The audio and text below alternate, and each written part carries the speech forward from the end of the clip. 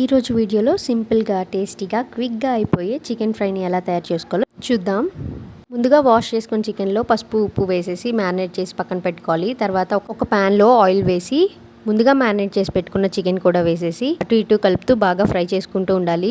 Fry చేసుకునేటప్పుడే కొంచెం కొత్తిమీర వేస్తే ఈ చికెన్కి మంచి టేస్ట్ వస్తుంది. తర్వాత చికెన్లో ఉన్న వాటర్తోనే చికెన్ 20% ఉడుకుతుంది. ఇప్పుడు సన్నగా తరిగిన ఉల్లి ముక్కలు మధ్యలో వేసేసి ఆయిల్లో బాగా ఫ్రై అయ్యాక చికెన్ అంతా కలుపుకొని అల్లం వెల్లుల్లి పేస్టే నేను ఇక్కడ ఆయిల్లో మధ్యలో వేస్తున్నాను. ఇలా వేయడం వల్ల పచ్చివాసన ఉండకుండా బాగా ఫ్రై అవుతుంది అల్లం వెల్లుల్లి పేస్ట్. తర్వాత చికెన్తో పాటు ఇది కూడా కలిపేసి సన్నగా తరిగిన టమాటా ముక్కలు కొంచెం పచ్చిమిర్చి ముక్కలు కూడా వేసేసి మూత పెట్టి కదపకుండా మగ్గించుకోవాలి. తర్వాత మూత తీసాక టమాటాలు చాలా సాఫ్ట్గా అవుతాయి. ఒకసారి మొత్తం అంతా బాగా కలిపేసి మన స్పైసీకి తగ్గట్టు కారం కూడా వేసేసుకొని బాగా ఫ్రై చేసుకున్నాక కొంచెం ధనియాల పొడి, కొంచెం జీలకర్ర పొడి, కొంచెం చికెన్ మసాలా, నేను కొంచెం ఫ్రైలో ఎక్కువ వేస్తాను. ఆ చికెన్ మసాలా టేస్ట్ చాలా బాగుంటుంది. చివరిగా మీరుతో గార్నిష్ చేసుకోవడమే. నచ్చితే సబ్స్క్రైబ్.